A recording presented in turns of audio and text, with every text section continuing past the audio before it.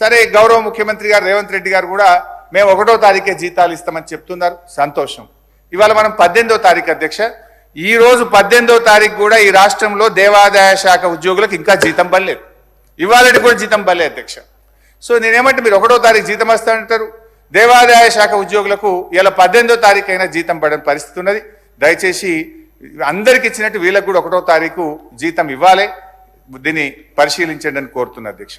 అట్లే కారుణ్య నియామకాలకు కూడా ఒక 86 మంది, అప్పుడు నేను ఫైనాన్స్ మినిస్టర్గా ఉంటూ ఈ 86 మంది దేవాదాయ శాఖ ఉద్యోగులు ఎవరైనా చనిపోతే వారి పిల్లల్ని వాళ్ళ పిల్లలకు ఉద్యోగం ఇవ్వడానికి అవకాశం ఇస్తే దాన్ని అవకాశం ఇస్తూ ఫైనాన్స్ మినిస్టర్గా నేను వాళ్ళను కూడా ఈ గ్రాంట్ ఇన్ ఎయిడ్ స్కీమ్లో యాడ్ చేయండి అని చెప్పి ఆ రోజు నేను ఫైల్ క్లియర్ చేసిన చివరి రోజుల్లో. ఆ 86 మందికి ఇప్పుడు సంవత్సరం నుంచి జీతం వస్తలేదు.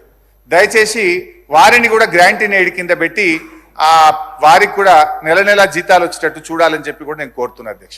సరే ధూపదీప నైవేద్యం, అప్పుడున్న కాంగ్రెస్ ప్రభుత్వం దేవాలయాల్లో పూజల కోసం 2000 రూపాయలు ఇవ్వడం జరిగింది. అంటే దీపం పెట్టడానికి, పూజలు చేయడానికి, అయితే చేసిన అయ్యగారికి కూడా ఎంతో కొంత ఉండాలని.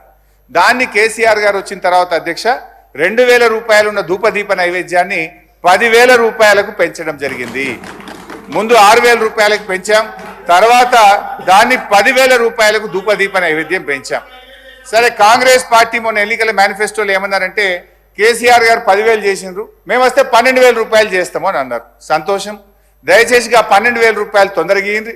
ఇప్పుడు ఆ 12,000 సంగతి ఏందో కానీ అధ్యక్ష 2 నెలల నుంచి ధూపదీప నైవేద్యానికి ₹1 అయితే రాలే అధ్యక్ష.